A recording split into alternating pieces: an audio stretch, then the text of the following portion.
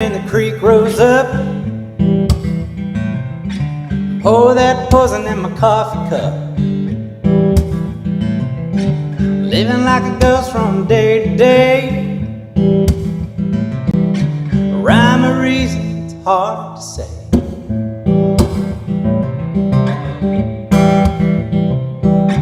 Running these roads, a young man's test. Silver Eagle Line 90 West. The best of plans they could not see. The way things they really be. Oh, I wish you let somebody love you. Got the gang all tickets for the show last night. A homemade whiskey, something just ain't right. Head on down to the old saloon. Hold on tight, cause we're going to the moon. Flying like a jet, wings on my feet. Close my eyes just so I can't see. Wade on into the bowling stream. Take my hand and make me believe. Oh, I wish you let somebody love you. Oh, I wish you let somebody show you.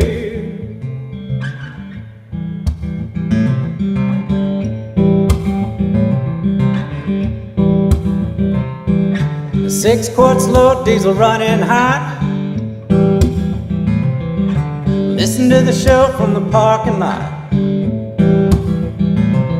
If you wanna get drunk, sitting by the door. 'Cause everybody just want one more. Oh, I wish you let somebody love you.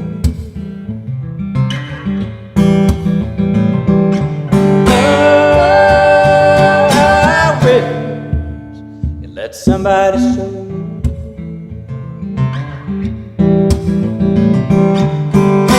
Oh, I wish you let somebody love you.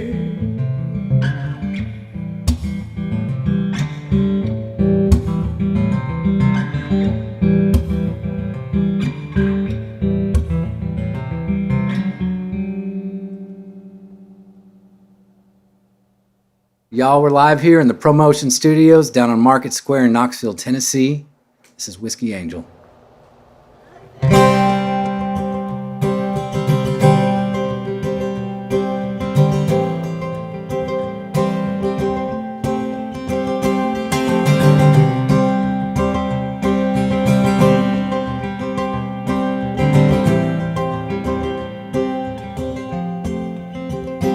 Whiskey Angel, Whiskey Angel, where did you come from? Was it heaven smiling down up and away? You're all I ever wanted, and now I must say oh, goodbye.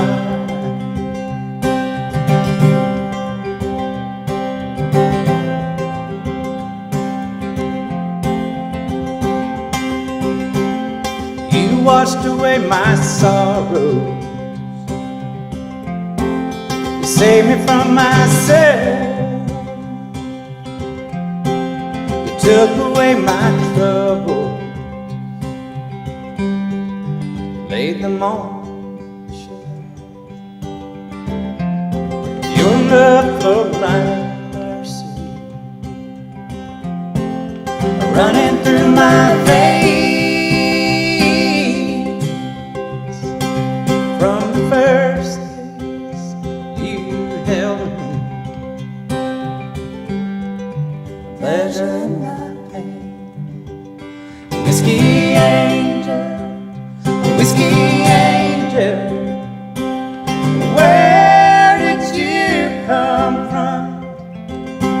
Was it heaven smiling or hell up beneath mine?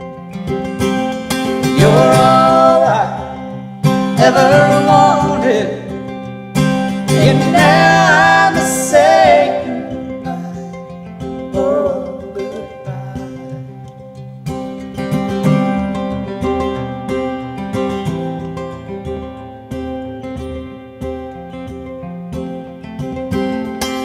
Who knew love could hurt you,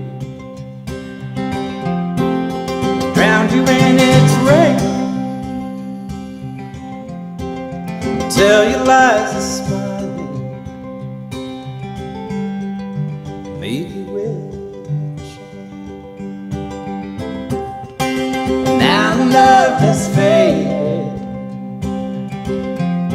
there's a tremble in your voice, just like angels sing, because they have no choice. Whiskey angel, whiskey angel, where did you come from? Was it heaven smiling, hell up beneath mine? You're all I ever wanted, and now I must say goodbye. Oh, goodbye.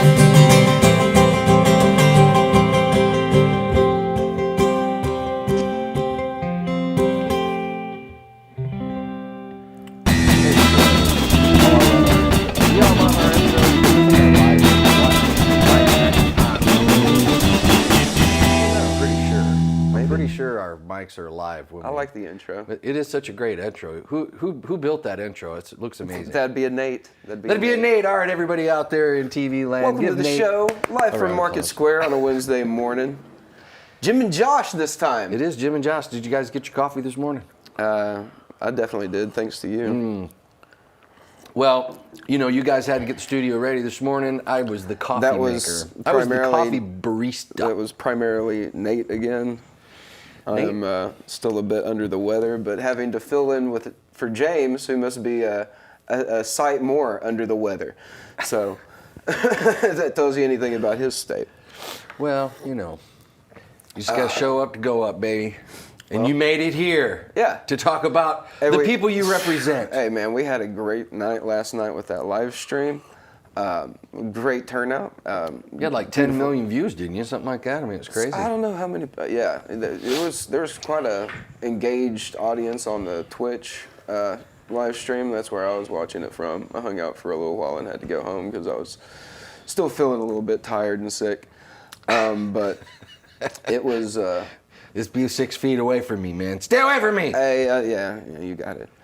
We need a plexiglass board between. Yeah, No. I've seen that on some of the British game shows and stuff like that.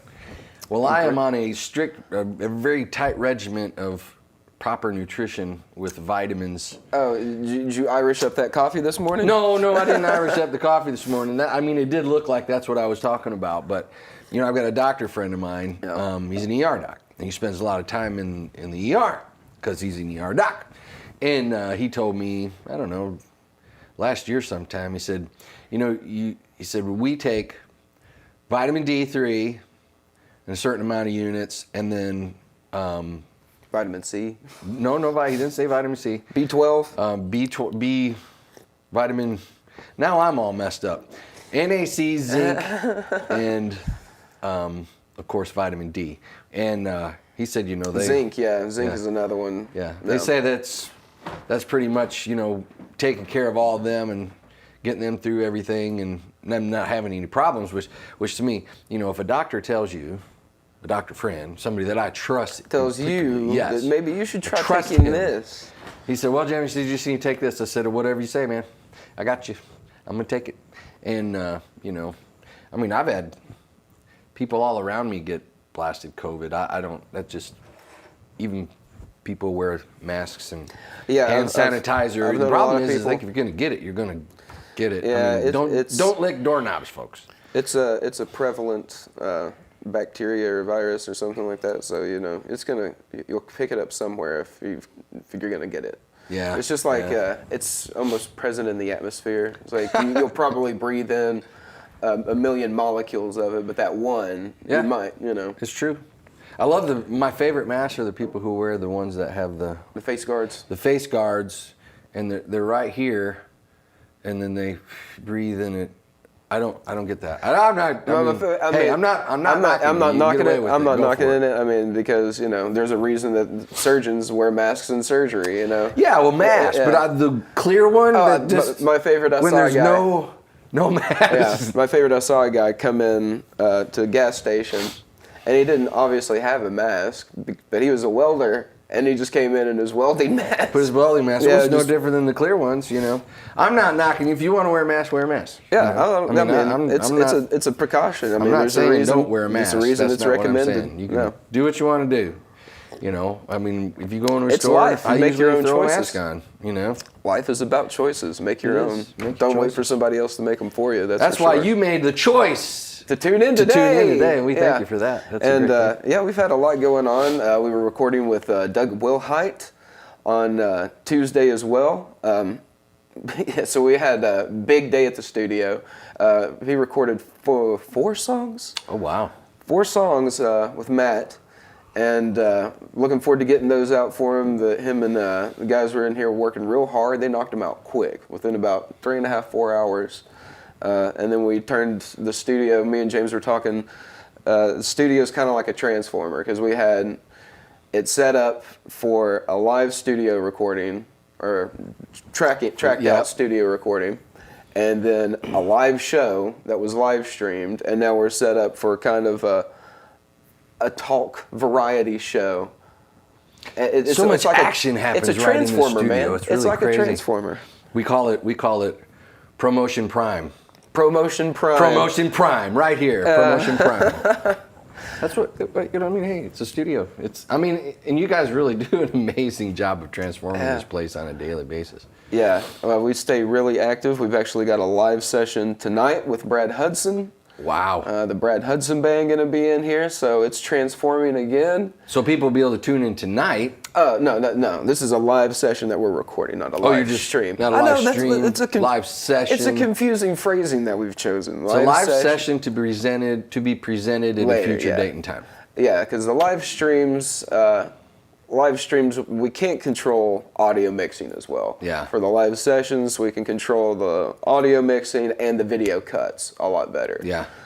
So that's And they the look difference amazing. between them. They really do. You guys do an amazing job of making the groups look incredible when they come in here. I mean, it looks like a Tonight Show kind of vibe, you know, or a Saturday Night Live kind of vibe, you know. I don't know if you saw any of this stuff from last night. I haven't. No, not last night. We have our good friend Jack comes in here, does the best light show, and then we had a guy in here doing the visualizers, like the 3D kind of. Oh yeah, the twirly whirly stuff. Ooh, twirly whirly. But he was wearing an Oculus headset to do it.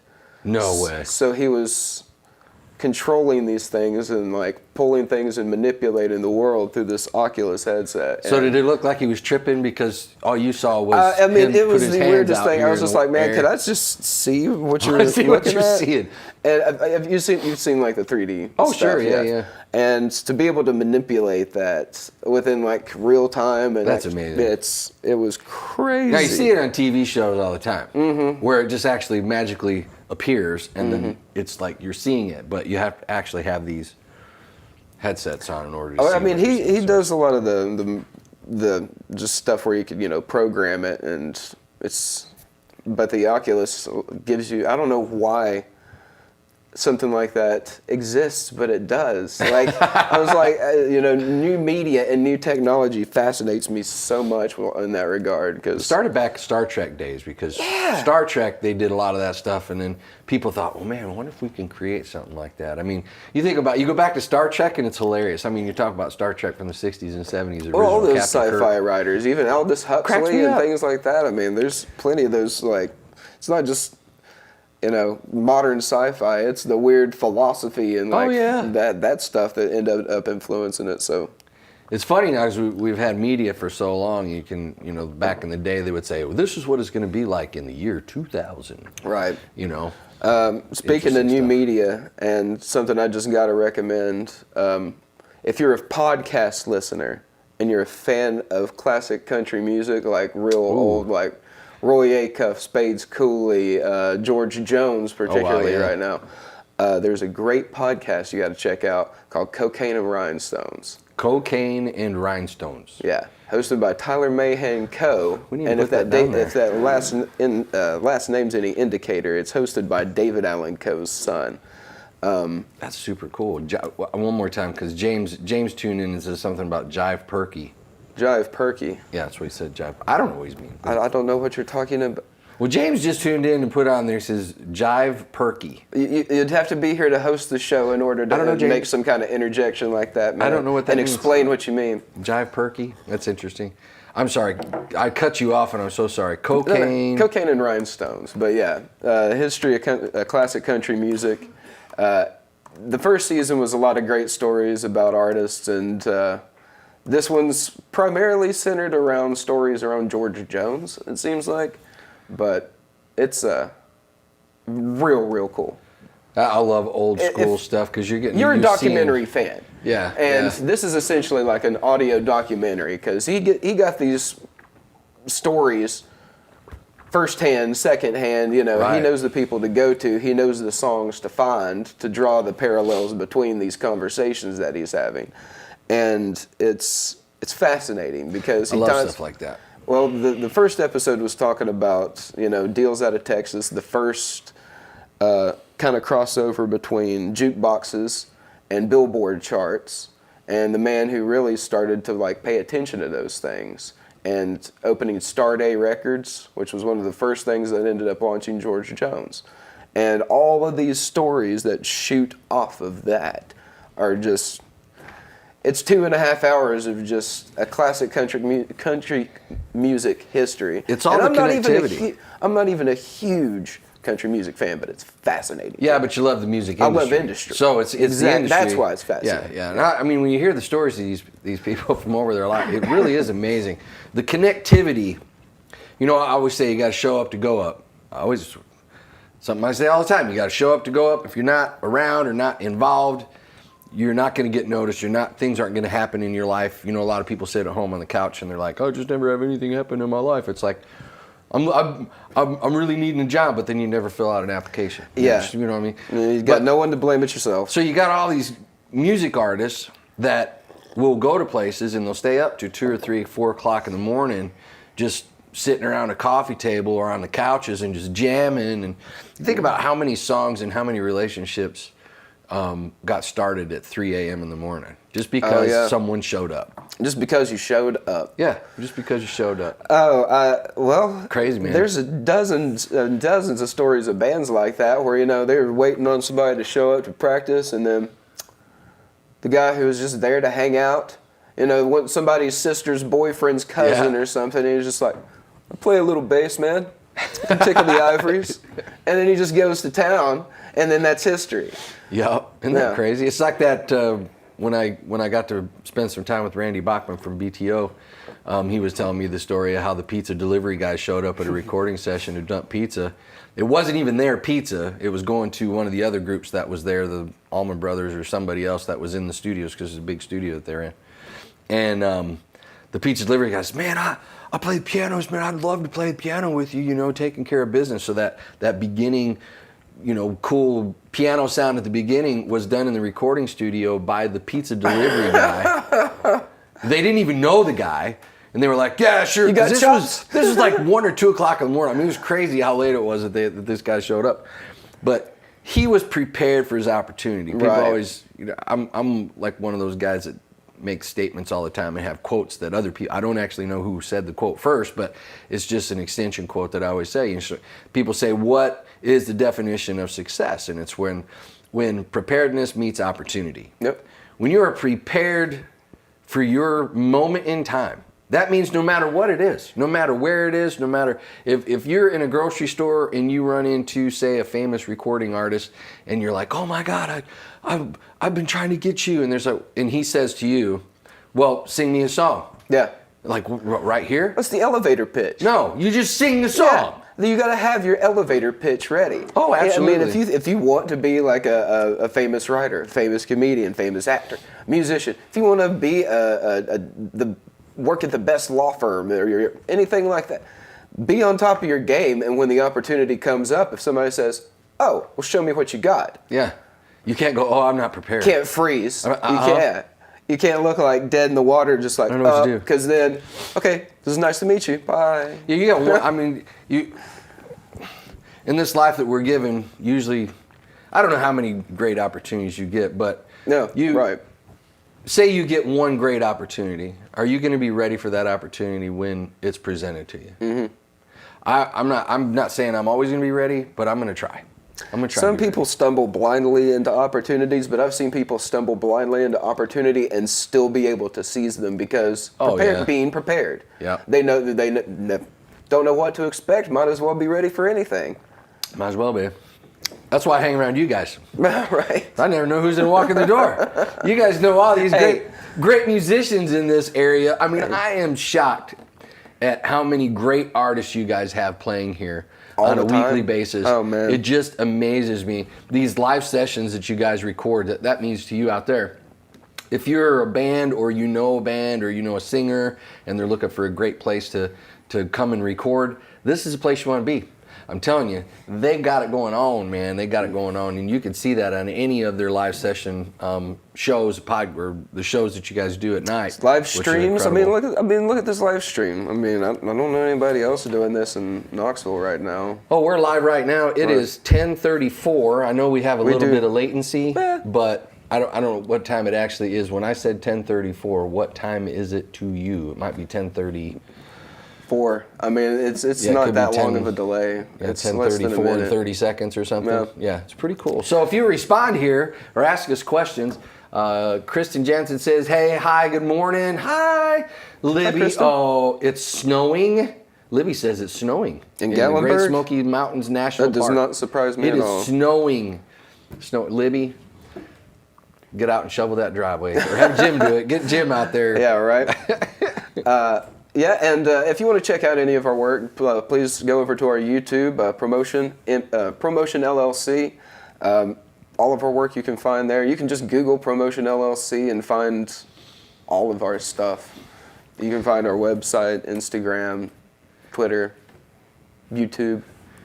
Check out all the content because there's a variety of things that we do. It's not just one genre. It's not just music. We do commercials for businesses as well.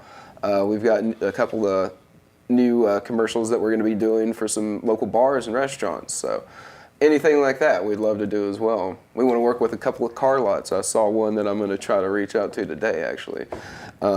Get that one guy that's like, hey, come on down, That's what Texas I Joe's. That kind of stuff is fun, man. I love those guys, man. And they've always got like a great, idea of something weird that they want to do. I want to walk on stilts over 9 cars. I want to something weird. I had this one guy, I did a commercial for a car lot a long time ago. It's probably been 10 years ago, but he would jump up in the back of a convertible and jump up and down and, come on down and get the great deals, and then jump out of the car. And it was really funny. But, those quirky dudes that, to me, that's just fun. Why would you not want to do that? It's just it's one thing if you see that on a commercial. It's another thing if that's how they act when they're trying to sell you the car. Yeah. Come on over here and bounce in this convertible. Check out the suspension on this. That is hilarious, man. All right, so we want to talk about some shows, some live You've stuff. got a list of shows going on this weekend. Yeah. And I'd love for you to talk a little bit about what's going on this weekend because it's going to be a great weekend. It's going to be nice and warm. It's a little chilly today, they say, but they say it's going to be a little warmer this weekend. That's one thing we never talk about is weather, but it's going to be in the 60s and 70s. Heck, on Saturday, it's going to be rainy. So you're not going to want to be out at the park. You're going to want to go to a Saturday place it and says listen rain. to some What's the music. percentage on that? 100%. So 100% on Saturday. I think there's a strong chance of rain on Saturday. I'm just saying. I'm pretty sure. Sunday it's going to be 70 though. So, on Saturday you need to go out and listen to some music. Hey, you know what the great thing is? Most of these I think are inside anyways. Yes, that's what I'm talking about. Yeah, It's man. like, what else are you going to do, folks? Go out and hear some fantastic musicians. Yeah, I mean, there's But one- where do we go, Josh? Well, okay, so, actually, today you can catch Doug Wilhite at Smoky Mountain Brewery in Pigeon Forge. The Wandering Souls will be at Tennessee Hills Distillery, and tomorrow at 7 p.m. Randy Woody will be at the Anchor tomorrow at 7 p.m. Jordan Foster is going to be at the Gatlinburg Brewing Company in Gatlinburg. I want to say that's Gatlinburg. Yes. Where it's snowing right now. At 7 p.m. this Friday. This Friday at the Gatlinburg Brewing Company in Sevierville, you can catch Kevin Wilson. And live at Puckett's this Friday at 7:30 p.m. right there in Pigeon Forge will be Monroeville. Always got to get out and check. Monroeville. You Those gotta guys are great. Yeah, you got to see Monroeville if you haven't. They're And, super cool dudes, man. Yeah, they're super chill. And Yeah. I mean, Matt's just such a talented guy all around. He was working with Doug yesterday and just making that magic happen. So The magic. he's talented behind the board as well as in front of the mic, and just all around great guy. This Friday you can catch Rick Stone at the Rick Blue Stone. Coyote. Rick is everywhere. God, Rick's- every week you're saying Rick Stone, Rick Stone, Rick Stone. Rick is Stone everywhere. Rick Stone is there. Rick, you're a busy dude. He's always got shows going on. He was usually like every Thursday, Friday, Saturdays, even Sundays sometimes. So if he's not playing at least Friday and Saturday, he's got half the week booked. Yeah, he travels all over the place too, doesn't he? Yeah, he's all over Georgia, Florida. He's going to be up in Michigan soon for a festival. He's got a lot going on. He stays busy.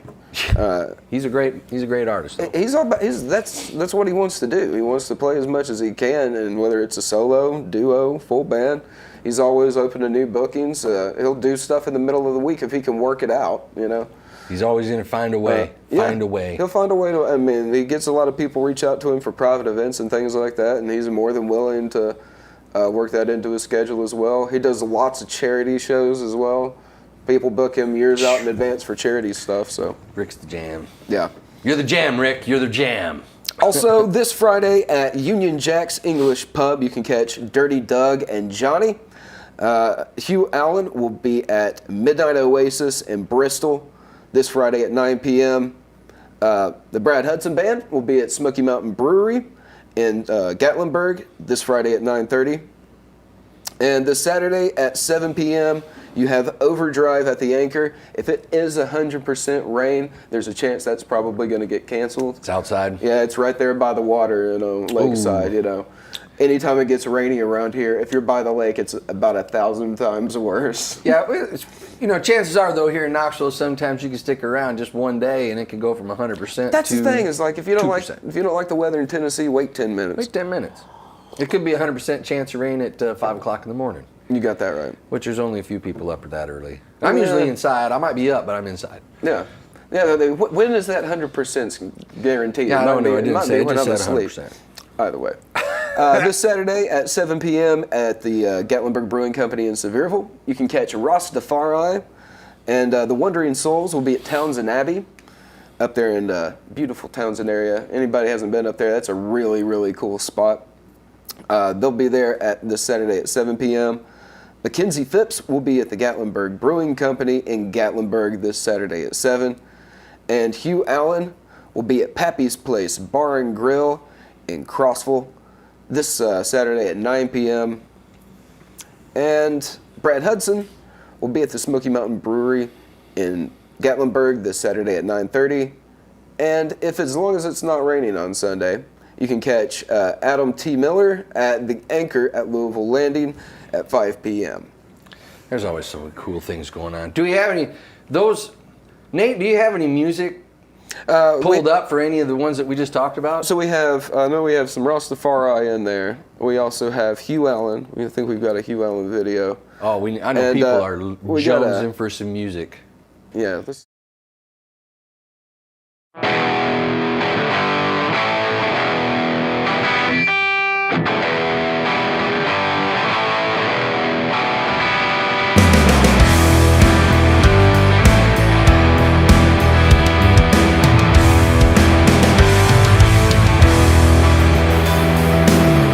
Riding down the highway, a man all dressed in black, whiskey bottle in his hand and a guitar on his back. Got a woman in his heart, memories on his mind. Headed for a wild horse town, another heartache left behind. 'Cause he's a rebel on the run with the gypsy soul to blame. A cowboy trying to find his way with the soul that's still untamed. Yet he keeps trying to keep from dying.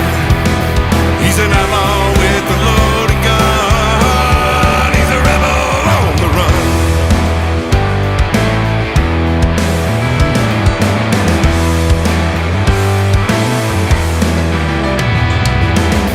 Got no time for sleeping. His eyes are up and wide. Got no time for settling down for many years that he has tried. Bound to be alone like a lost spirit in the night. And without fear and without shame, he won't go down without a fight. 'Cause he's a rebel on the run with the gypsy soul to blame. A cowboy trying to find his way with the soul that's still untamed. And he keeps trying to keep from dying. He's an outlaw with a loaded gun. He's a rebel on the run.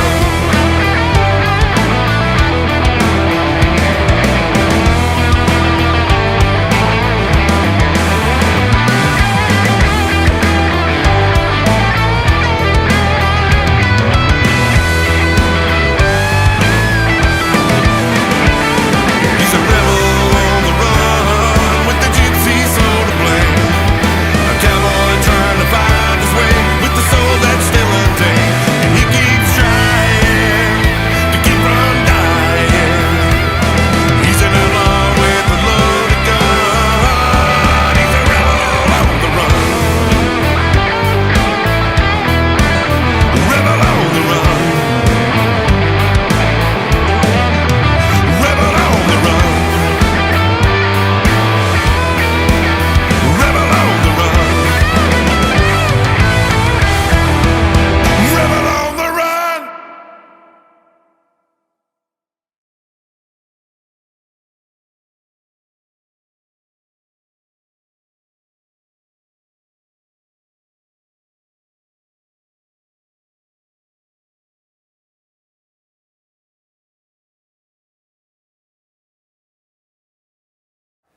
So where is Hugh Allen playing this He'll weekend? be at the Midnight Oasis in Bristol, Bristol, this Friday Bristol. at 9 p.m. and it's a $6 cover, and it's a great venue.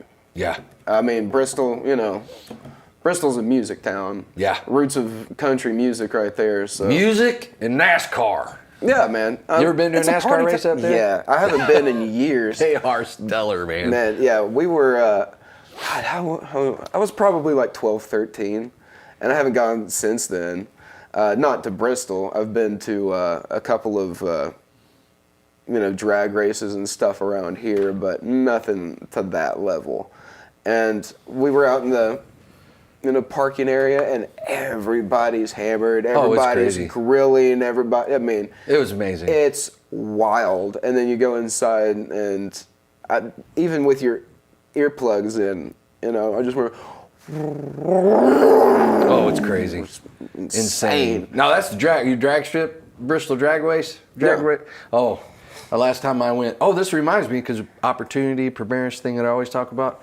Friend of mine, Jeff Healy, if you're out there watching, Jeff, because I'm talking about you, I put him on the spot. I had one of my pro cams with me because I just wanted to capture cool stuff that day, you know. And Jeff goes, man, I said, I've always wanted to, you know, be like a sportscaster and blah blah blah. And I was like, oh really? I said, how bad you want to do that? He said, man, he said, if I ever had the opportunity, he said, I would just love it. So I had a microphone, wireless remote microphone in my bag. I said, all right, here you go. Here's a microphone. I said, just go up, just walk through the crowd like you're supposed to be here, that you are ESPN. And I said, and you just go up and you interview the drivers. And I said, you watch how people get out of your way. He was like, you sure? I'm like, I know it. And he goes, okay. So he did. I mean, he was on. I mean, Jeff, you did an amazing job, dude. I'll have to see if I can pull that video up. But he would go up and he would interview the race car drivers. They would talk to, and he knew his stuff. You know, I'm the drag races. I didn't know anything about them, but he knew everybody there. I love the cars, but I didn't know anything about the people.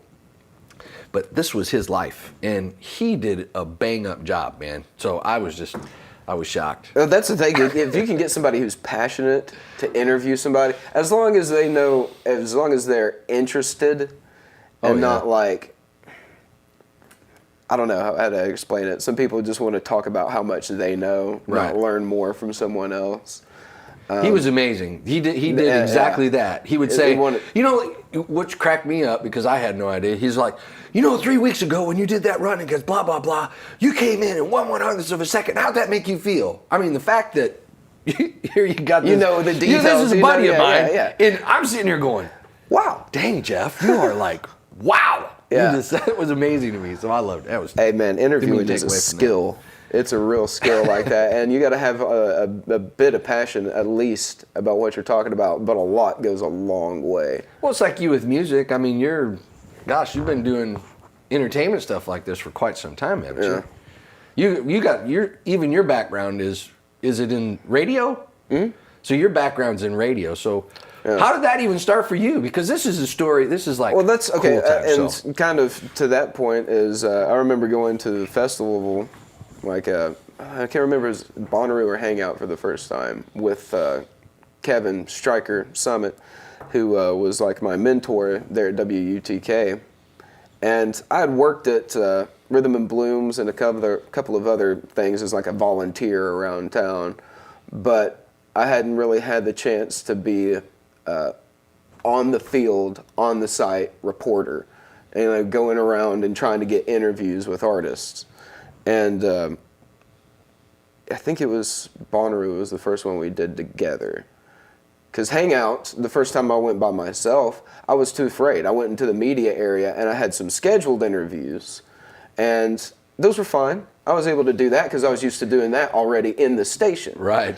But having to go up to people and just interview random strangers and get their thoughts on things.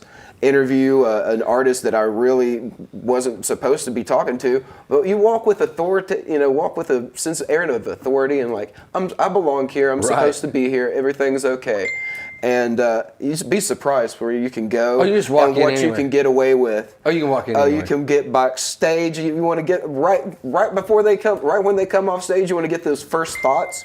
You can. Yeah. All you gotta if you're willing to do it. All you got to do is ask. You got to look like you got to get access to those places and having that media pass. But there's a dozen other media guys backstage that could have done that. They didn't. Yeah, I can't tell you how many times I got backstage without a media pass. Oh yeah. Well, yeah. You just walk in and people are like, "Oh, he's supposed to be here." Carry a camera. Yeah, I've seen them. Oh, I've you seen get anywhere with a people, camera. If you have an impressive looking camera and look like you know how to use it, they'll let you go anywhere. It just cracks me up. Yeah, it's funny. Yeah, but it's fun. It's fun. Man, hey Nate, were you able to get that email from me? Yeah. Oh, fantastic. Oh, yeah. What's this? Well, I want to, before we do another music, I wanted to be able to show that our the new Inherit trailer, the Land, Inherit the Land trailer. And this is what we went and shot last month. Yeah, last month. Let's see. Yeah, I just want to make sure. We went and shot a lot of reenactments last month. Okay, cool. So we've got some really cool footage. My buddy and editor, Christopher Frith, not only was he DIT on the project, he was number one AC. He also DP'd on Thursday and Friday.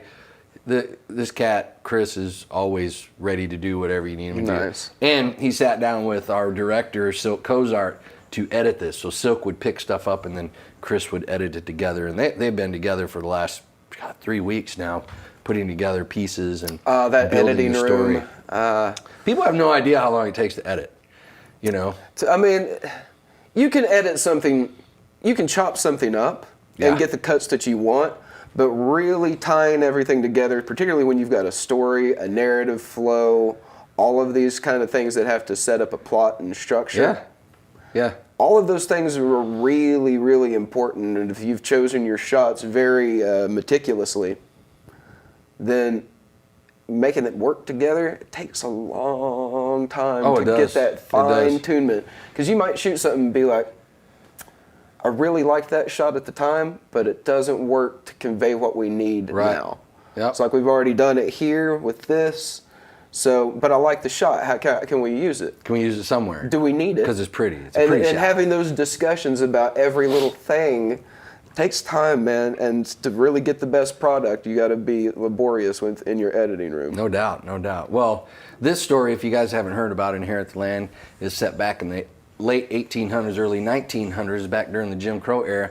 And it's where these two wealthy white sisters gave 800 acres of land to Mittie Bell and her father, Bob. And a huge court case ensued. You got to remember, 800 acres to a black family in 1921. In This trial was- rural South. No, yeah, rural North Carolina. I thought you were going to South Carolina, but No, rural no. North Carolina, little community, Monroe. They grew up in Marvin, and Marvin was a town that didn't really. They weren't the quintessential racist Southern town back in the 1800s and No, 1900s. it seemed to be like a little bit of a provincial, just. Well, yeah, it's like living It was together a in bit harmony. It was you a know? bit of a utopia back then. you Right. know? It wasn't a black-white thing. That town actually, they ate together. They congregated together, did things together, blacks and whites, without the racial tension. But yet, people were still getting killed over here. 5-10 miles outside of Marvin. It's crazy. It's just absolutely crazy that this story was brought to me by the incredible writer Gene Stowe, who gave up his life for 20 years, writing the story and continuing to progress forward to get this story out. He has been tireless about it, and I think it's perfect for the times. I grew up outside of Chicago, about 100 miles northwest of Chicago, and like I said a million times before, the majority of my friends were either Latino or black, and I had a few white friends too, but I didn't experience the racial tension where I was at, because of my friends. They were my brothers as far as I'm concerned. I didn't see color. I mean, I'm white. White's a color. Black's a color. Brown's a color. Red's a color. Yellow's a color. It's you people. No. See people for what they are. Anyway, Nate, if you've got that trailer, man, I'd love to see this. I want you all to check this out. I want to Let see me know these your thoughts. recreations Yeah. for sure. Yeah, it's pretty cool. And How you doing? I'm Silk Cozart, director of Inherit the Land. Wonderful book written by Gene Stowe. Well, the story came to be because of Marvin. Just because Marvin is a place unlike any other that I've ever seen in my life as a reporter or a person or anything else. We just think everybody's basically the same, and we just never had any problems as far as integration or not. They respect me and I respect them, and that's just the way it's always been. We never have any racial problems. No. So when Gene came, he saw that was unusual. So he wanted to know what was going on, because especially in the South, you didn't see black and whites get together. Now, this film follows the story of Maggie and Sally Ross. They lived in the late 1800s in Marvin, North Carolina. These ladies willed 800 acres to a black family during the Jim Crow era. Well, we're a little bit different than a lot of families. We had a black fellow who lived with us till he died. Hey, Miss Sally, can I borrow some money? Oh, don't worry about it, Bobby. Get get you some cheese and brown sugar. My grandmama would tell me all the time, Miss Maggie, and she could do anything in the world. Miss Maggie, all she had to do was say, Miss Maggie, I needed this. If it wasn't for the color of their skin, you would have thought they was equal. This story parallels what we're going through right now, not just in America, but in the world. My name is Judy Simpson Cook. The role that I played in the documentary is Miss Maggie Ross. I do not want to lose you. There's two things in the world. It's either about fear or love. That's it. If you want to be fearful, then you'll harp on your grievances. If you want to choose love, then you're open to miracles. There are all these niggers in the road. Eugenia? No. Those are the best people you'll ever meet. I'm Lena Allison. I play Harriet Greer. I'm leaving Miss Maggie.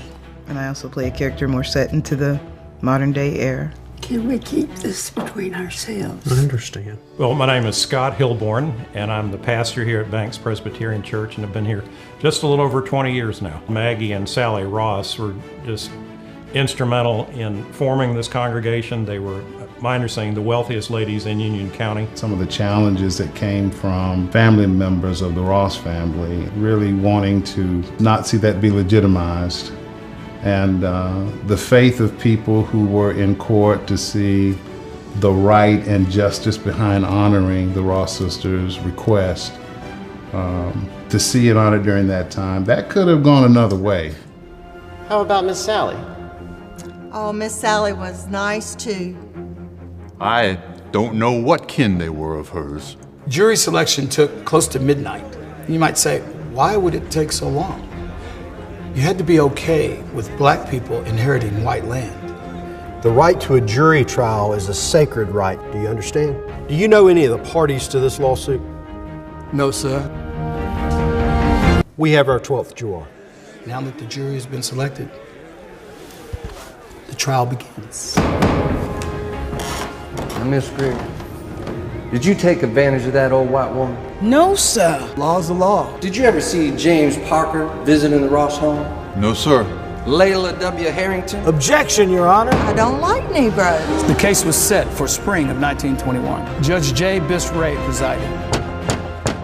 The jury has returned as its unanimous verdict. Lord knows we need this type of a story now.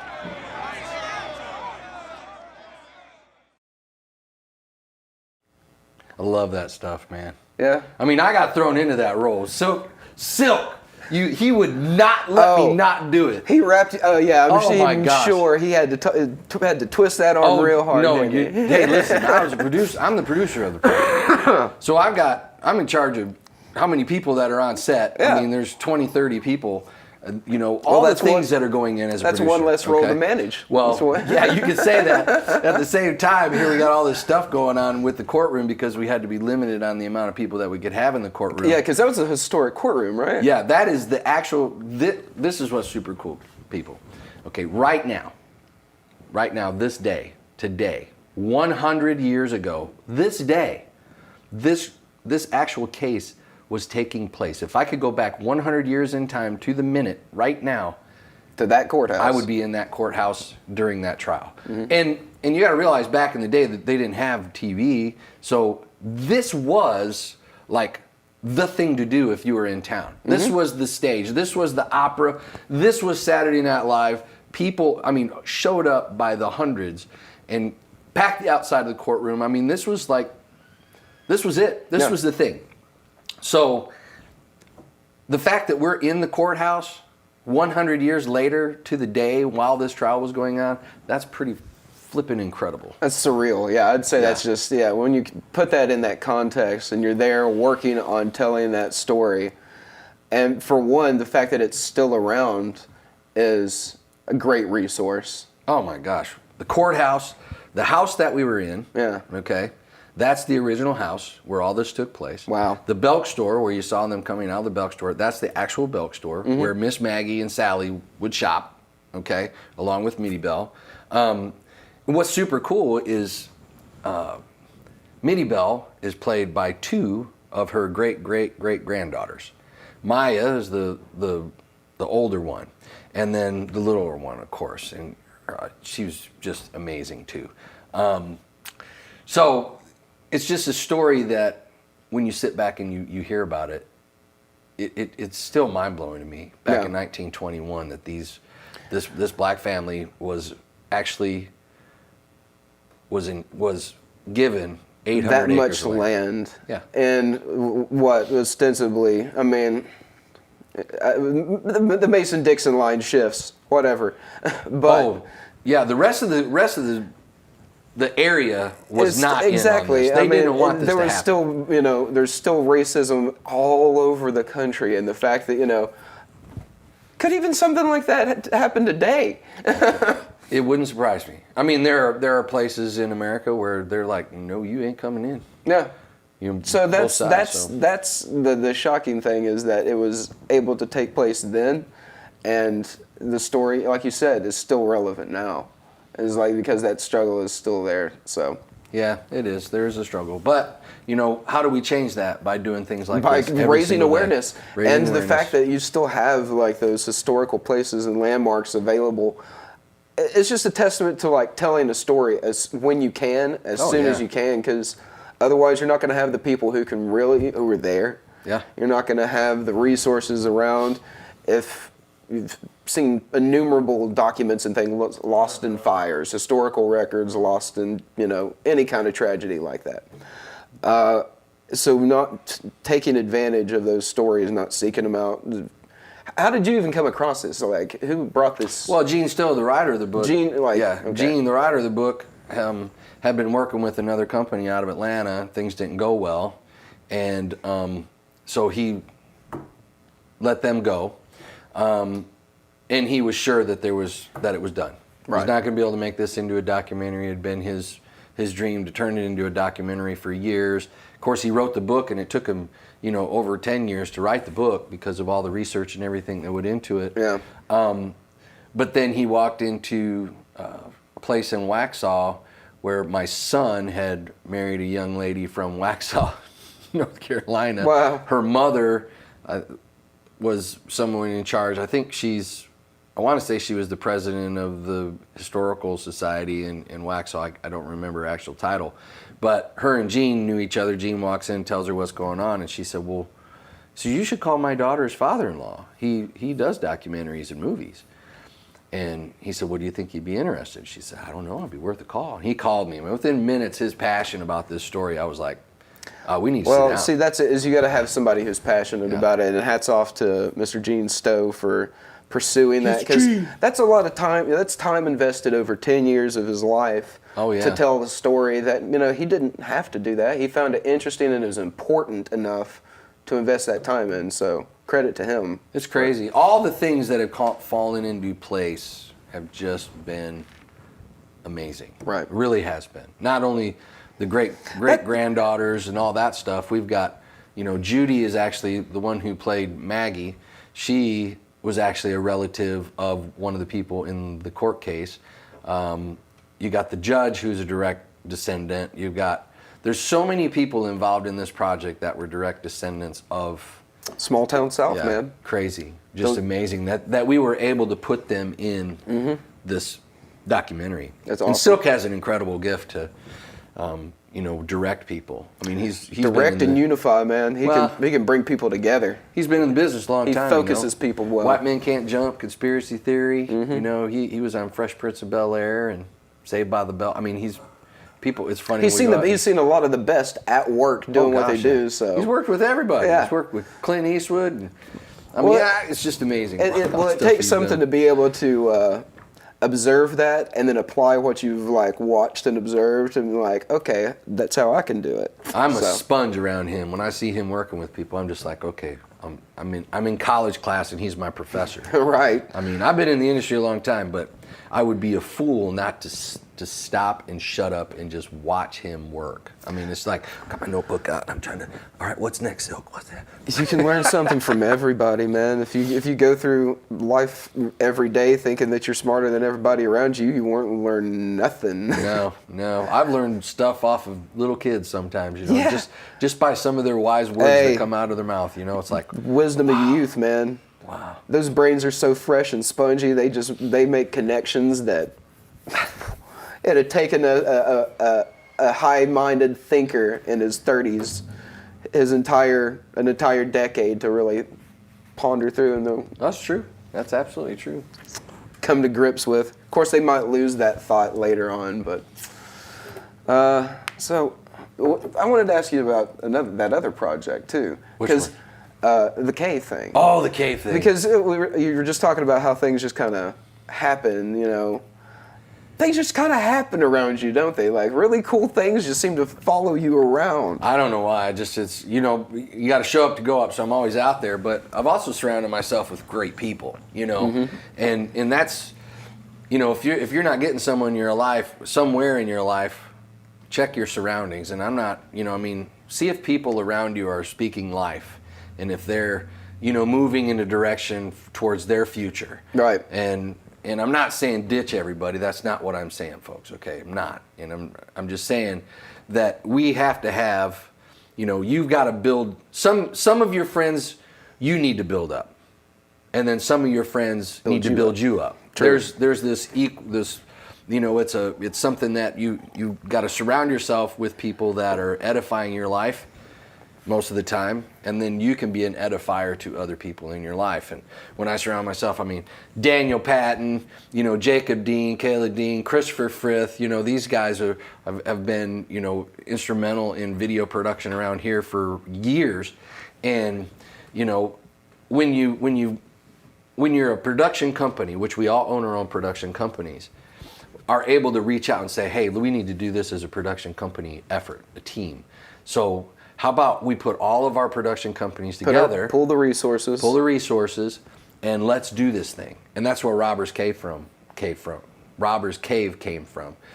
Joel Green wrote the book. If you've never seen it, folks, I'm just going to say, go online, look up Robbers Cave in Nebraska, Lincoln, Nebraska, because it's just incredible. We don't have a trailer cut for that one yet. We're still working on a few things. We had gotten a call that Dick Cavett might be able to narrate this. Yeah, not be able to narrate this Robbers Cave documentary, which to me is incredible. The Dick Cavett Show. The Dick Cavett Show. I mean, Dick is like before Johnny Carson. He's like one of the man's originators. Yeah, besides Ed Sullivan, he's one of the originators. I mean, there's like, well, would you be willing to drive up to his house? And I was like, yeah. When? Now? Okay, honey, I'm leaving. Right. You know, Dick Cavett's wife calls and says, we're ready to do that interview at 3 o'clock in the morning. I'm packing the car and I'm hitting the bricks. Yeah. You know what I mean? I mean, I'm going now. But that's why things happen, you know. You get people surrounded. It's just like you. You guys surround yourself with great talent. Everybody here in this place works well together. You know, and, you know, great musicians are drawn to you guys because you care about the music, you care about the industry, you care about them as artists, which I love. I mean, you see how you guys work with people, you know, the artists that you guys promote. They love you. Yeah, well, we like to build, it's an extended family because we want them to, you know, work well together and get along, because if the artists support each other as well, it's like the cross-pollination of plants and, you know, friends and fans and family. I mean, it's all growing that community. And it's like that couch talk I was talking about. You know, 3 it's o'clock like in you the got to morning, get musicians behind. You got to get behind something, and it's easier to get behind a feeling of that you're affecting some kind of change for someone or something. I don't know. You've got to have something worth supporting as well. Yeah. And I feel like all of our artists bring something new and different to the table. So we'd love it if you listen to every artist we work with. But obviously, tastes and variety and everything notwithstanding, that might be what you do. But if you just listen to one, if you can get behind one and just be like, oh, that's my artist, I really like them. Right. That's what we're looking for. Yeah, I can't do that because I like so many of the artists that you guys have. That's my problem. It's very difficult. It's like, on a Friday night, you got 5 of your favorite artists going out recording. It's like, okay, I could spend 10 minutes and that's here, a good problem 10 to minutes have. here, and 10 minutes here, and 10 minutes here. That's a good problem to have. I mean, otherwise you could just have no options for your Saturday night, and that's no good. That's wild. What are you going to do with the lady? That's crazy. Well, Chris is actually watching. Hi, Chris, man. Thanks for watching, man. I'll see you later this afternoon. We've got literally, this is crazy. We did a 4-camera, 2-hour shoot, 4 shows 2 weekends ago. So it's 4 opera performances. 4 cameras, editing down. So we've got 32 hours of footage to come up with 4 90-minute programs.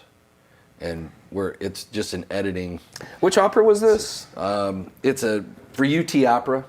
It was 4 different operas together. Unless I have the paper in front of me, I can't tell you what the actual names of the operas were. Oh, okay. But they did 4 separate performances down at the World's Fair site.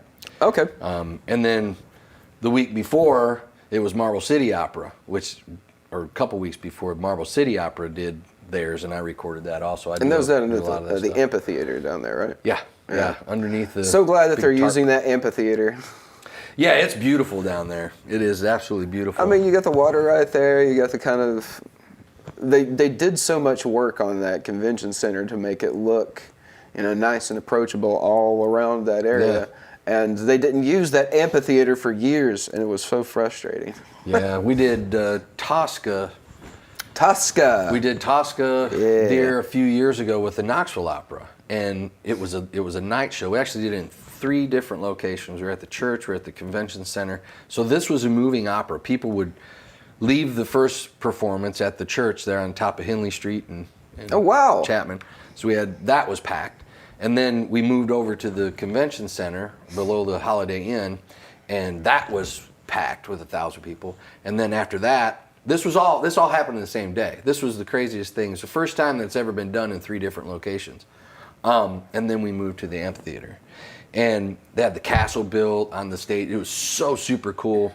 And that night, it started thundering and raining. Oh. So this is if you all know anything about Tosca, if you don't know, natural atmosphere. It was like, all right, cue the lightning, cue the thunder, cue the rain. I mean, because it's happening late night. Tosca's lover is going to get executed. He's not supposed to get executed. And then, there were supposed to be blanks in the gun, and there wasn't blanks in the gun, and then he dies, and then this is all taking place outside of a castle. So they got this big castle built, which is so super flipping cool. It's dark and lightning. And then they had real guns, which, shot, blanks, of course, because this was, a reenactment. They didn't actually kill the poor guy. Anyway, but then Tosca jumps off the top of the castle and kills herself. But all the time, the rain and it couldn't have been any better, really. Yeah. I mean, it was amazing. So, I got off on a tangent on that one. But that's one of those,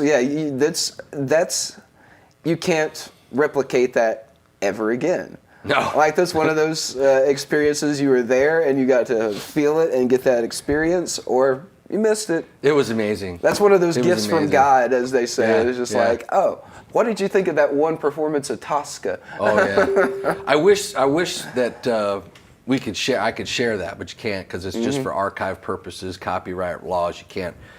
You can't show that to the world. But since I edited it, I get to see it, and I see it 50 times by the time I get done editing something like that. It's like you just got to go through it, and then you got to watch it, and then you fix any problems. Then you got to watch it again and look for other problems. You watch it again, then do color correction, sound correction, do all these things, and then export it, then watch it again. I mean, did we miss anything? Yeah, and you're watching it like that means you can't close your eyes for 2 seconds. Yeah. It's like sometimes you get tired. You're like, dadgummit, I got to go back 5 minutes.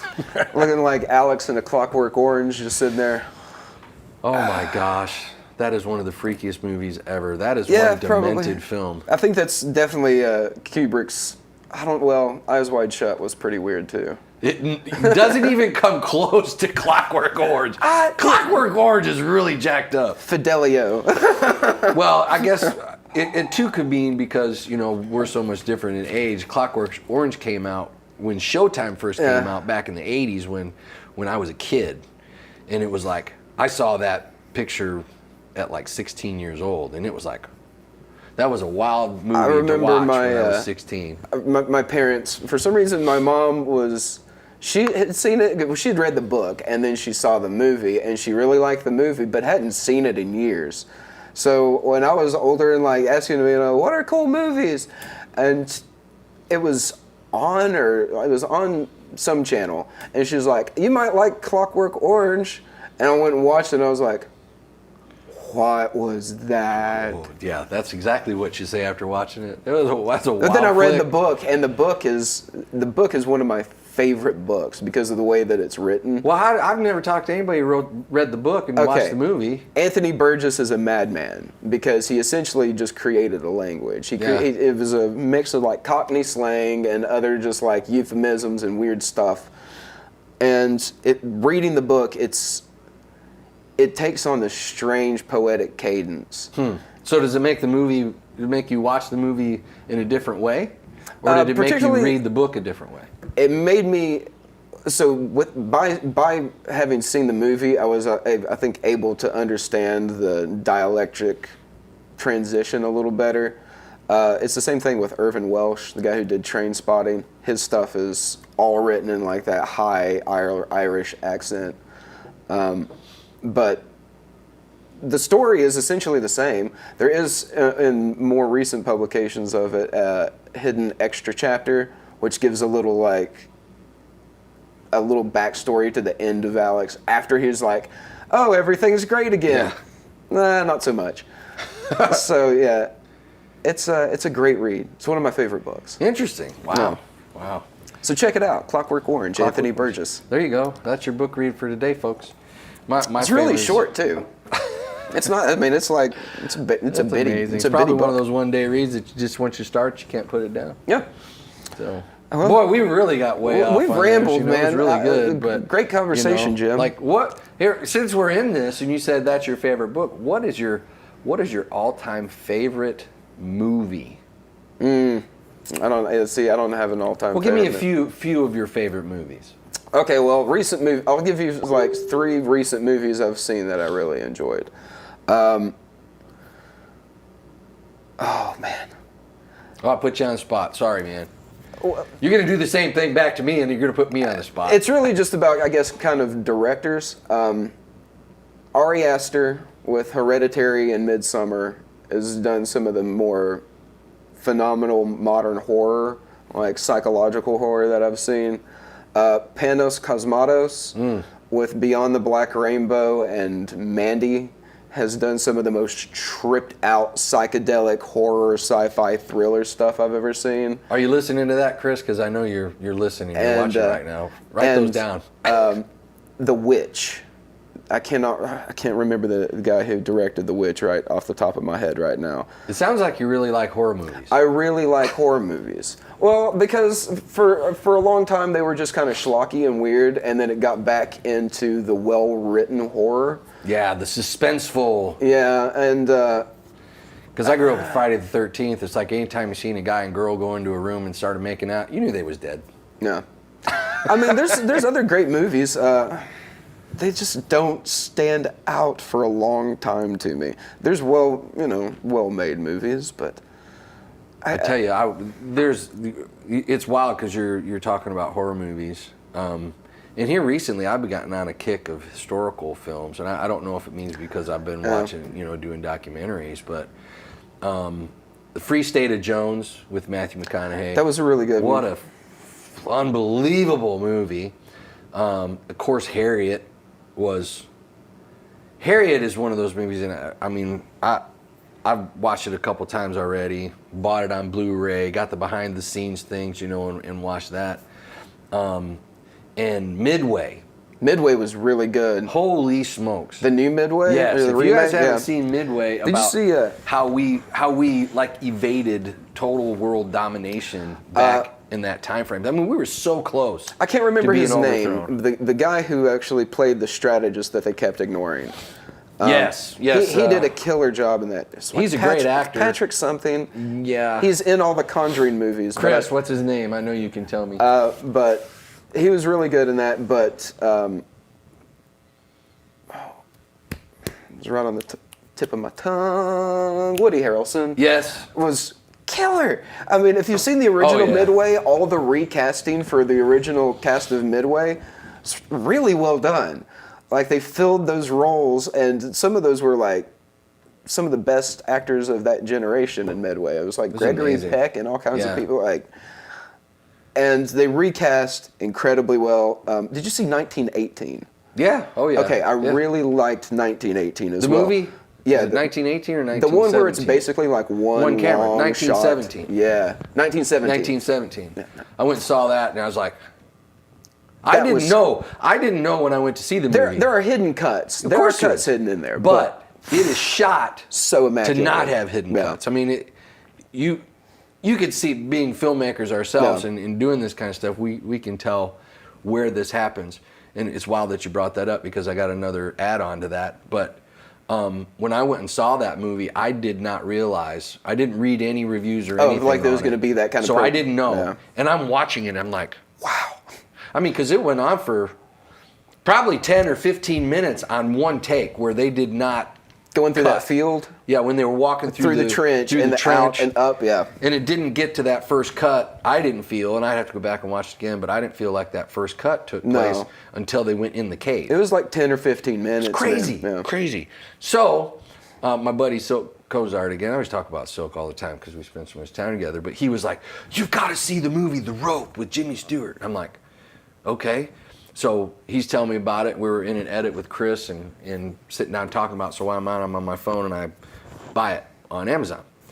And I said, all right, I ordered The Rope. And he like nailed off 3 or 4 other films. But so when I got it, The Rope is a Jimmy Stewart film. Jimmy Stewart! Yeah, it's crazy.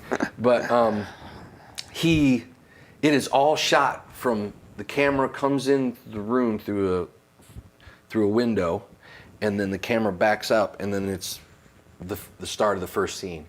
The whole film is shot in a room in a house in an upscale apartment in New York, and the camera just follows people.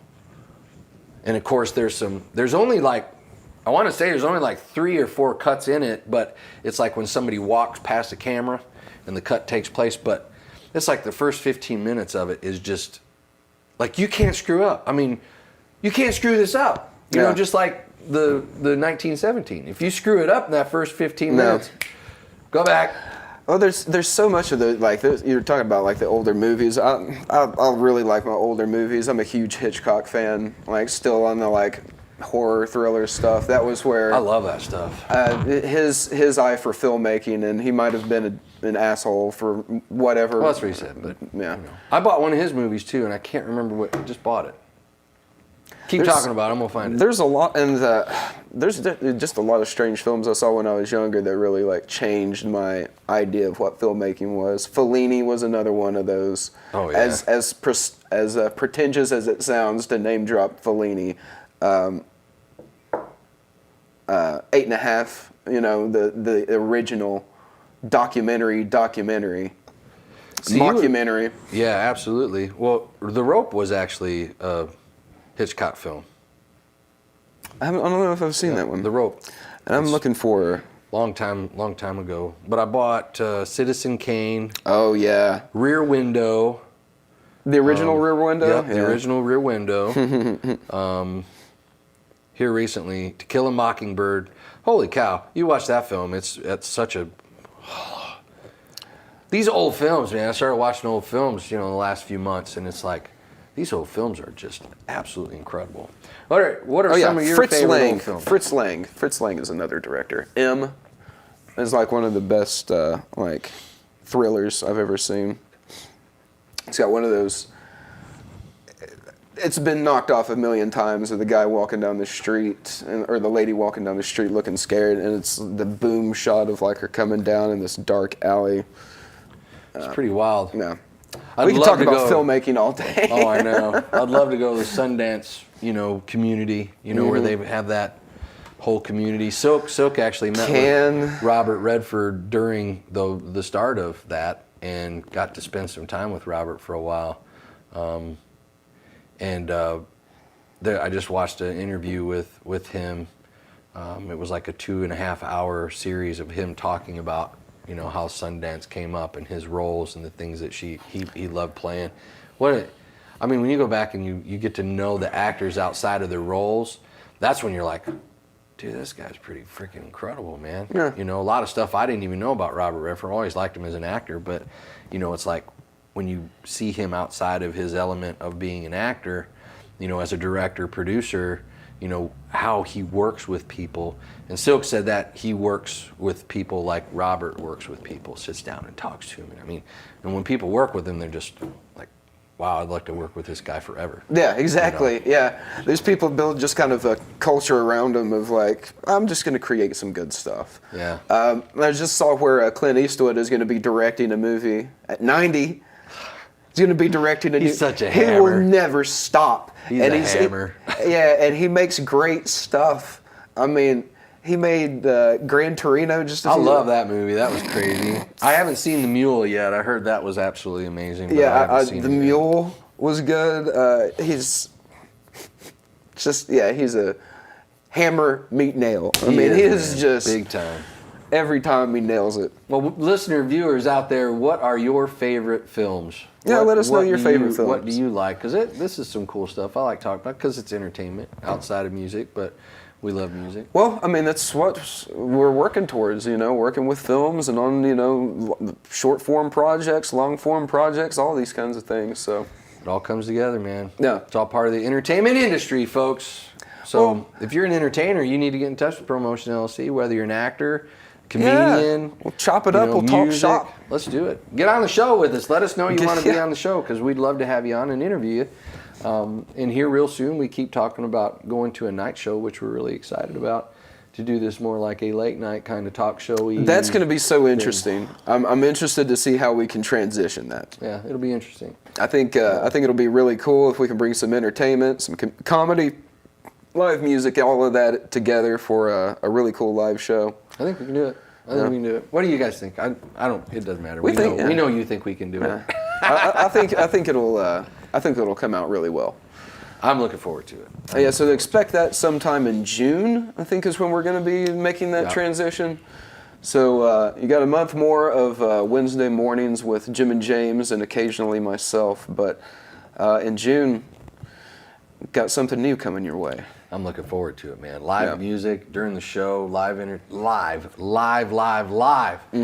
that means, you know, you never know what's going to happen on live. So we were talking about segments and things that could be really fun as well. So I want to have people in here with just outlandish talents, like weird talents, or the stupid pet tricks, like the stupid great. human trick kind of tricks. Yeah. Those are always good. Yeah, because you know there's people around here that just have a strange talent that maybe a handful of their friends know about. We need to start putting out feelers for this now. If you have an incredible human talent, we'll have our own kind of talent show. Promotion's Got Talent or something. Yeah, that'd be fun. I love that idea. That's great. Yeah. You could do anything. I don't know if you like eating I think we could do something like that and maybe like source it to our viewers, let you vote on people who are performing, and maybe have a show at the end where we showcase some of the best and high voted performers. That'd be great. I love it. That's a fantastic idea. We need to do that. Because we want to show you guys some really cool stuff, and we hope you enjoy what we do. If you want to check out anything more from us, go over to promotionmngt.com. You can find all the events that I mentioned earlier there, as well as on our Facebook page under the events tab. Reach out to us on all the social media, Instagram, Twitter, Facebook. Follow us on YouTube, all those things. We got content coming all the time. Live streams, live shows, live sessions, music videos, commercials, all kinds of stuff. We stay busy. New music coming from artists all the time. So great times ahead, folks. Yeah. Well, I guess that about does it for our incredible show this week. Yeah. Let's wrap it up. You know, guys, I always say this: be blessed and be a blessing to others, because your words do have power to either lift up, build up, or destroy. So take a moment today, man. You see people, smile at them, say hi, wave, you know, give them a fist bump, whatever you want to do. But our words do have power. Go out and create an incredible weekend. You guys have a fantastic day, and we will see you on the flip side next Wednesday. Go crush this week. Bye. Hey y'all, we're coming at you live from Promotion Studios on Market Square in Knoxville, Tennessee.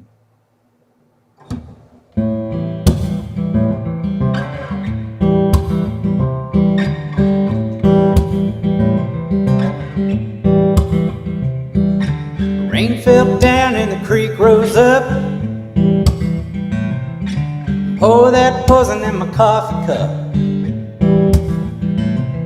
Living like a ghost from day to day.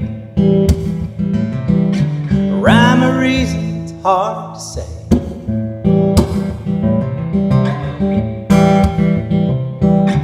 Running these roads, a young man's test. Silver Eagle Line 90 West. The best of plans they could not see. The way things they really be. Oh, I wish you let somebody love you. Got the gang all tickets for the show last night. A homemade whiskey, something just ain't right. Head on down to the old saloon. Hold on tight, cause we're going to the moon. Flying like a jet, wings on my feet. Close my eyes just so I can't see. Wade on into the bowling stream. Take my hand and make me believe.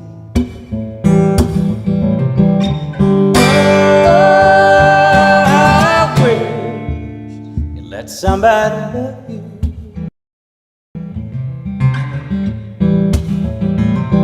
Oh, I wish you let somebody show you.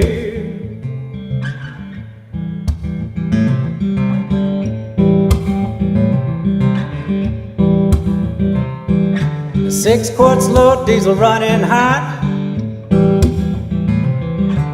Listen to the show from the parking lot.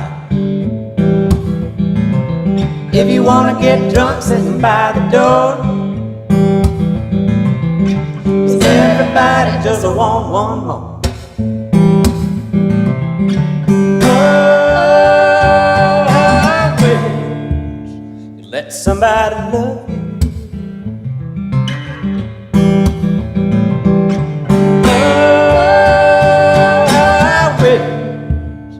Let somebody show you.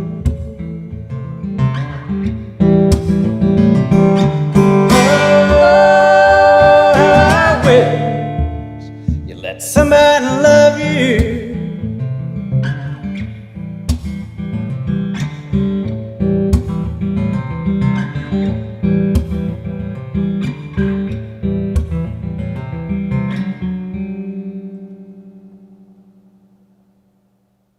Y'all, we're live here in the Promotion Studios down on Market Square in Knoxville, Tennessee. This is Whiskey Angel.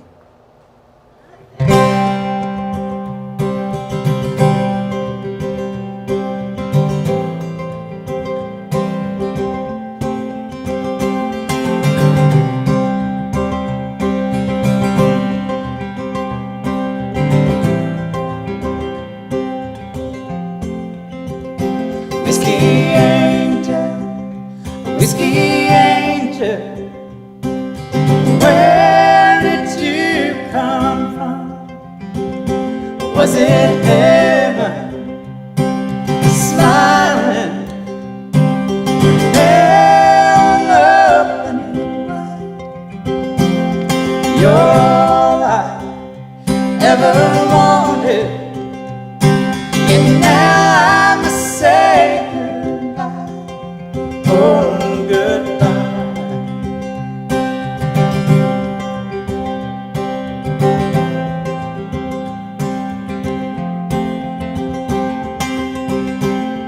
You washed away my sorrows.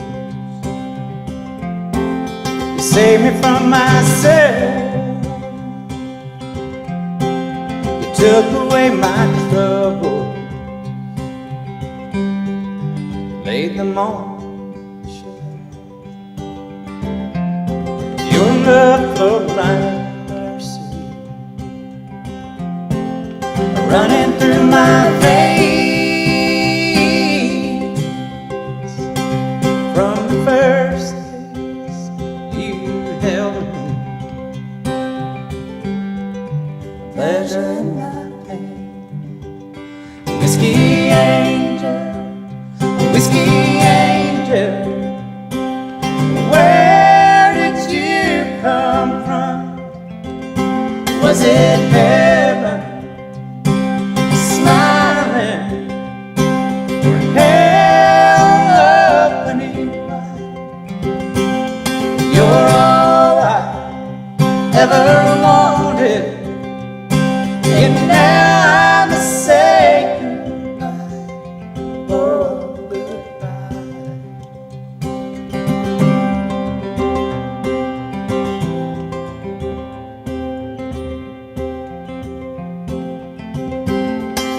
Who knew love could hurt you, drown you in its rain, tell you lies and smiling, leave you with shame. Now love has faded, there's a tremble in your voice, just like angels sing, because they have no choice. Whiskey angel, whiskey angel, where did you come from? Was it heaven smiling, hell up beneath mine? You're all I ever wanted, and now I must say goodbye. Oh,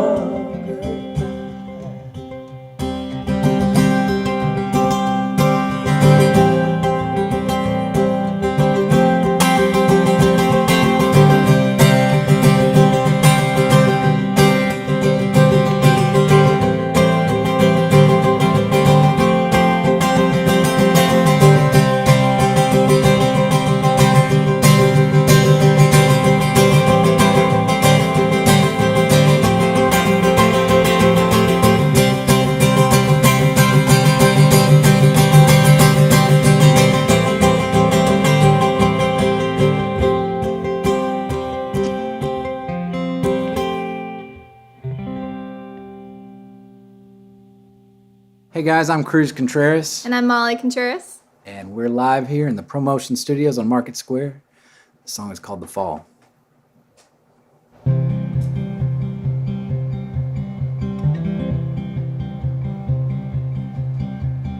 I am not a rich man, I have no fortune to bear. I was born in the desert, where flower is so rare.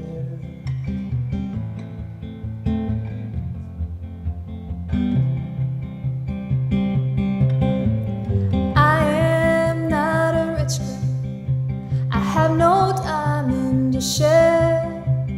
I was born on the ocean, 1,000 stars I wear.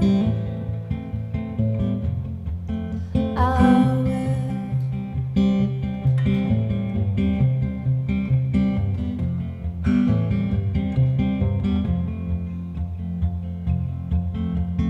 I am not a sailor, I am no captain at sea.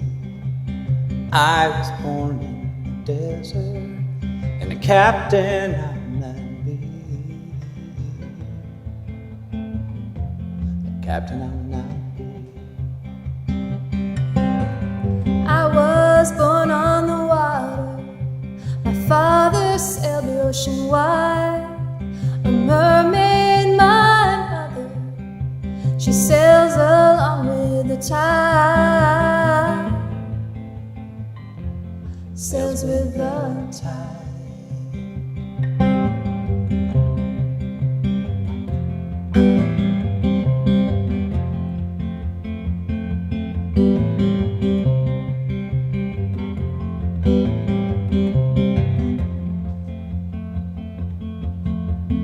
I am but a dreamer. I've seen you and in between the shadows and the sunshine falling down on me, falling down on me. And would you be my love if I gave you all I had? Flowers from the desert and gold from the ocean sand, from the ocean sand.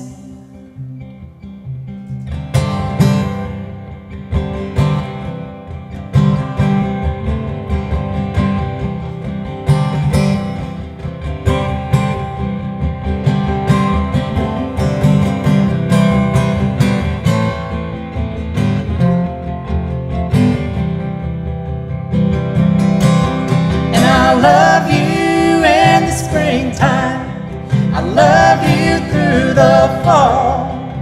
I'll hold your hand in the cold and rain when the first snowflakes fall. Snowflakes fall.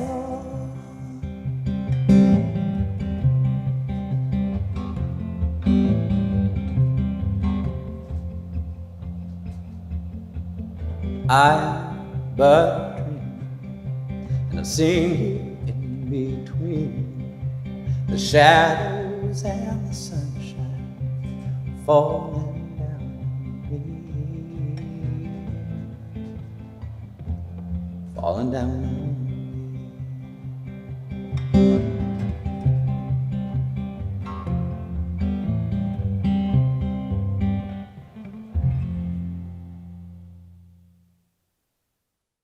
How y'all doing? I'm Cruz Contreras, and this is Call Me Crazy.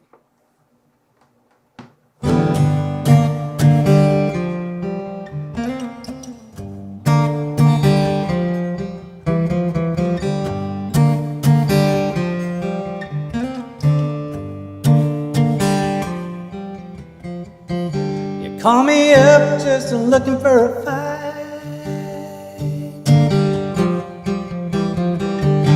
Forked tongue on a blood moon night,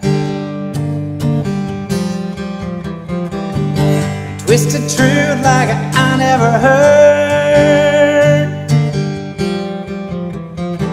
losing my mind, taking my turn. You think by now maybe I'd learn venom in veins, poison my nerves. Break me down with your lust and lies. A drug like you don't compromise. Crawling down the same old path,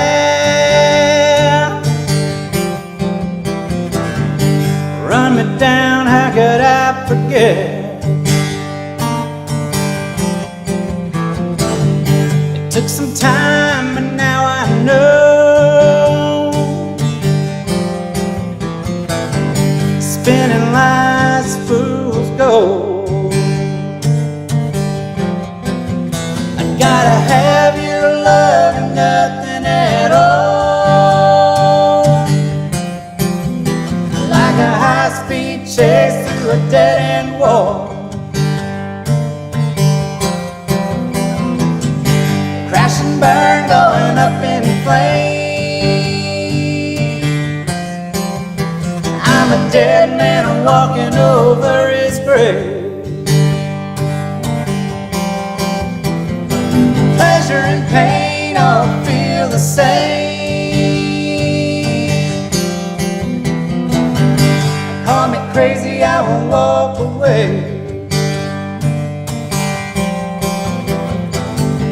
Call me crazy, call me crazy, call me crazy, I won't walk away. Call me crazy, call me crazy, call me crazy, I won't walk away. Call me crazy, call me crazy, call me crazy. crazy, I won't walk away. Call me crazy, call me crazy, call me crazy, I won't walk away.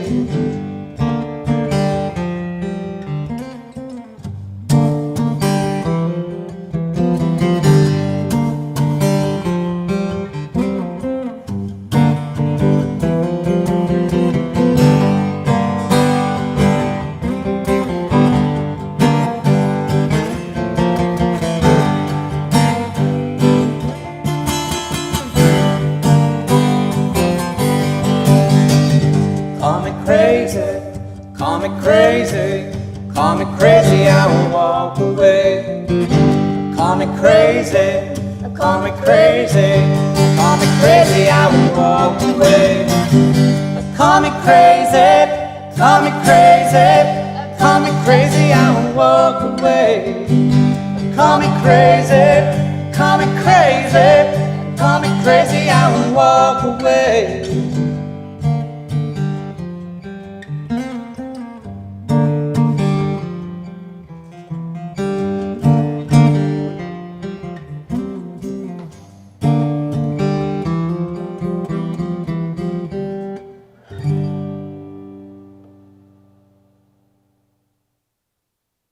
Welcome to the ProMotion Studios. Today we're joined by Molly and Cruz Contreras. Hi, Guys, Josh. Yeah. glad to have you here, man. We were really excited to have you by. So tell us about this new project, the duo solo thing you've been going on. Today was a big day. We did a couple things for the first time. Specifically, we sang on one mic. That was exciting, something we wanted to do. And then we've kind of gradually started singing over the past year. Pandemic era band. Yeah, we did not duo. start singing. We didn't start as a music connection. We No. didn't sing together. It kind of just happened after hours. Yeah, super in the car out west hearing the organically. music. We've kind of been just busy living our life and making our life together, and this thing just keeps happening, and it's like, whoa, we just sang, or we just sang again. Here we are, you know. And it's not something we've been super purposeful about, and been preoccupied with a lot of other things, but it has been really nice to I think it's see it becoming just intentional naturally. now. Yeah, and I'd say today was kind of the first time, like, hey, do you want to sing as a duo on this, you know, as part of this opportunity? So, Yeah. so it's a big day for us. Well, it's hard for me to believe that it's not intentional because your voices just go so well together, but that fact that it came together that organically, that's going to be a kind of a weight off your shoulders that you didn't have to force something to happen there. Yeah, definitely. And I think it's probably a great lesson in that, you know, just kind of trust in what happens naturally. Yeah, and when you're not looking for something, you find it. I think just we were just living together, being together, and then we found that our voices had that sound. They go really, really well together. Those harmonies are beautiful. So the songwriting, are you guys like both involved in the songwriting? Not really. That's something I've done pretty exclusively up to this point. Yeah, that's your we've been singing mostly We've been music. talking It's about already it. been Yeah, we written, kind but- of are inching towards that, I think. I know the last song I wrote, Molly definitely was like, hey, you need to write a song, and here's some direction, or here's an idea. And I was like, okay. And she thought I was just going to write one line and be done. And then And it turned into a whole day. Yeah, we have a whole. That's awesome. And a totally new sound. One thing about Cruz that I think his listeners know, but that I'm kind of in awe of, is he can write a song and it doesn't sound like any of his other songs. And this latest one is totally. It's not country. It's not. It's just a new sound, a new pattern of lyrics, and a new tone, and a new style, and that amazes me. He's so versatile, and I think more and more is just going to come from the songwriting, and we're definitely going to collaborate. I think it's been difficult to kind of put a thumb on any genre that you really do. People try to lump it up with bluegrass and country. It's like you've got some soul, you've all got miss. you've got some R&B in there and a lot. So this is I don't know what the term is, but like a marketing publicity disaster. Well, my entire life. It's that Cruz genre. That's the thing is, you know, Americana is kind of that umbrella that so much of that falls under, but you've got a lot of diverse influences in there that I know people can hear. Growing up, what were some of your big influences towards songwriting? You know, when I think of music initially, my dad encouraged me and my siblings all to play piano, and so we studied classical piano, and my dad, when he would come home from work, he would stop by the music store and buy sheet music, pop songs or musicals or whatever he was into. Right. And he could read music pretty well, but he would read it well enough to improvise and like get the structure of it. He would improvise, and then we would run around the house, you know, and be like, we'd run and be like, faster, play faster.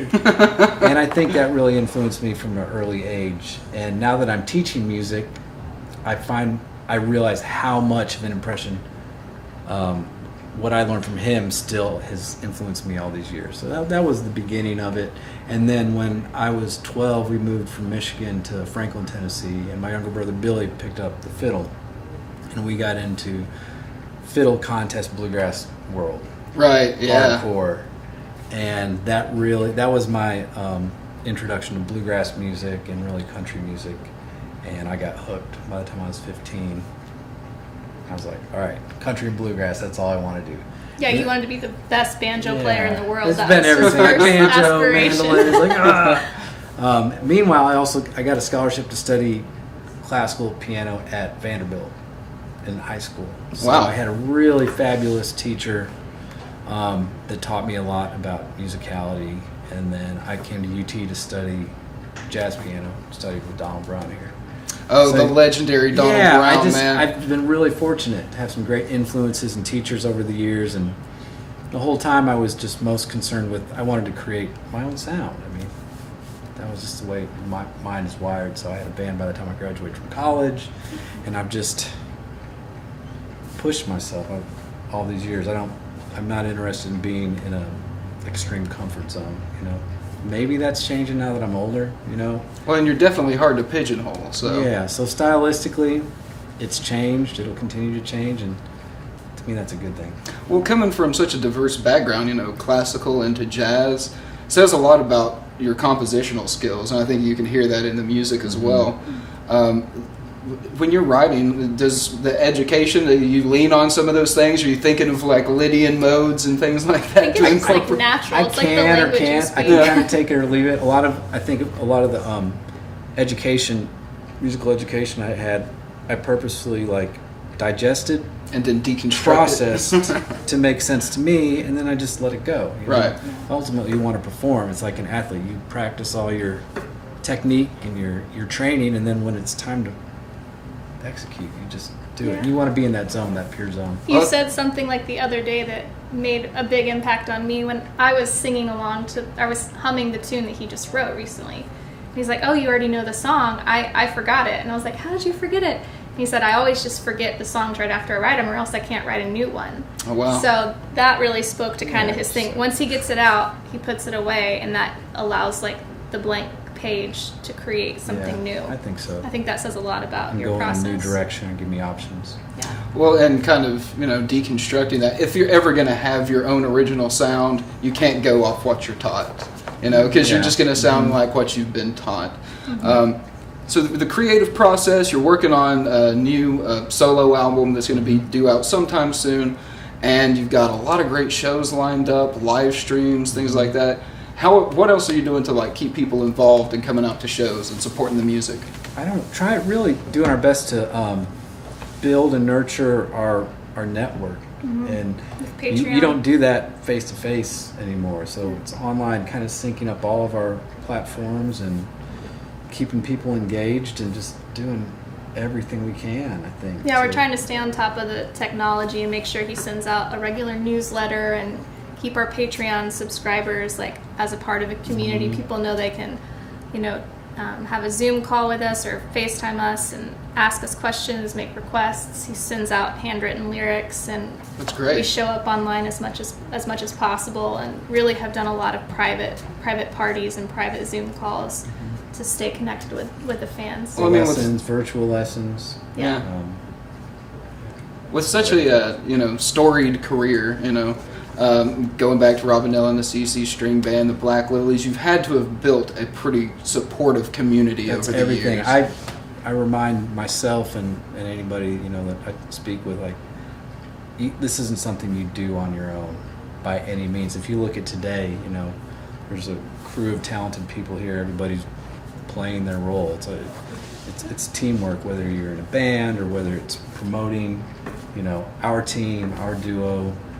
Yeah. you have shows coming up with the band. It's just I think it's really important to remember, you know. Your fans are like your family, kind of. They Yeah, really and carried him I was through the branching pandemic. out from there, but yeah, you know, our ability to travel nationwide and book shows or venues or private shows especially during this time, is a testament to that network. That it's easy to forget who's on the receiving end of that product that you're putting out, you know.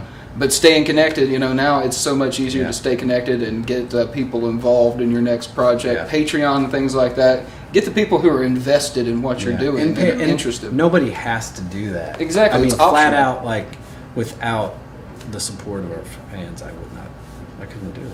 So. And when people have, you know, a couple dollars and they can throw that way, it lets you know that beyond just enjoying your music, they want to hear more of it. They're interested in whatever you're doing. Yeah.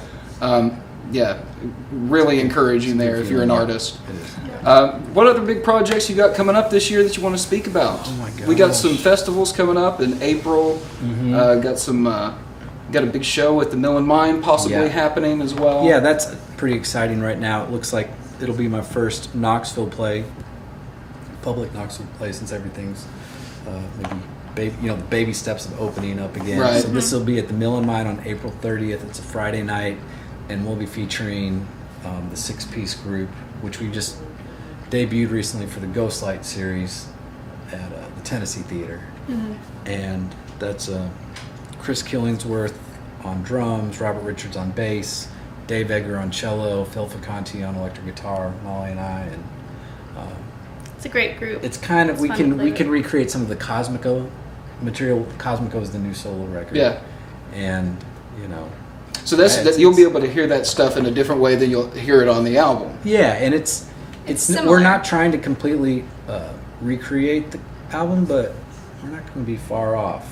And that's really up to the players. I'm not going to be like, you have to do this.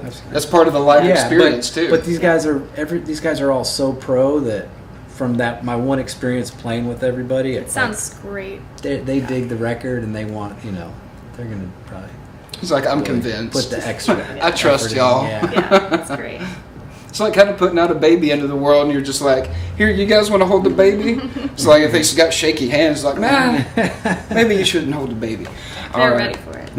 That's great. And I guess when we're recording this, the Ghostlight series may already be out because it's dropping right in Tuesday, March 23rd. So it's probably already out right now if you've not seen it. It's a Tennessee Theater Ghostlight series. Yeah. All right. TennesseeTheater.com/Ghostlight is where you can find the video. So it's going to be on their website. We'll Awesome. probably have maybe like 8 different groups. Yeah, we're the last group of 2 sets of 4. Yep. And you were saying that you performed with your back to the Theater. Yeah. to get that beautiful Tennessee Theater background. That's got to look really cool. It's gonna look good. Yeah. Awesome. They're trying to raise support for the Tennessee Theater, which hasn't really had any shows during this pandemic. No. So all the contributions and donations made go to the theater and split among the 8 groups that performed. So That's one of those places. It has to stay around. I remember when they shut down for the construction and the refurbishing of it, and when they reopened, how beautiful it looks in there now. Man, I was so.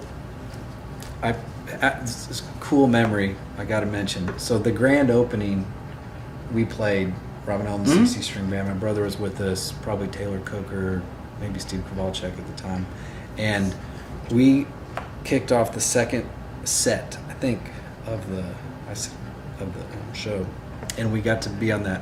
I don't know what you call it. It's like an elevator. Yeah, the riser. So like we came up onto the stage, Yeah. like you know, there's like a bunch of people in tuxedos, like 1,500 people. Yeah. And it was really cool. I'm like, I don't know if I'll ever do that again. That was a cool Yeah, experience. absolutely. And I remember even when they were shutting down before they refurbished it, the last thing that they did, the last thing that they showed was Showboat, the musical. And I thought it was such an appropriate thing to kind of close that chapter because it had been the host to so many bands, so many different varieties of entertainment. Yeah. And, you know, Showboat closes and it's going down the river again. And it's just like, well, just get ready because it's going to open up with another full force. And looking forward to seeing them do some more great events there soon. hopefully get to see you on that stage in front of a big audience. It'd be good to They're the get back Bijou, anywhere in town, Mill and Mine. Where can people find the music? Where's the best place to get a hold of? CruzContreras.com, I believe. Yeah, It's kind so of like where all of everything You can is find synced all up. the links on Cruz Contreras, and most of your music is still hosted on Spotify and any streaming under the Black Yeah, under Lilies. the So Black Lilies his right songs, now. when Cosmico comes out, it's going to come out under Cruz Contreras, and you have your own YouTube channel now. Videos of your solo performances are on YouTube, and we post them on the website and Yeah. host them there. And definitely check out the Patreon page. That's something that's really important. Yeah. For Behind us the scenes, look into surviving Cruz. and you know. Oh yeah, in it's this integral, time, man, it and really is. yeah, and plus people get something out of it. You know, it's involvement.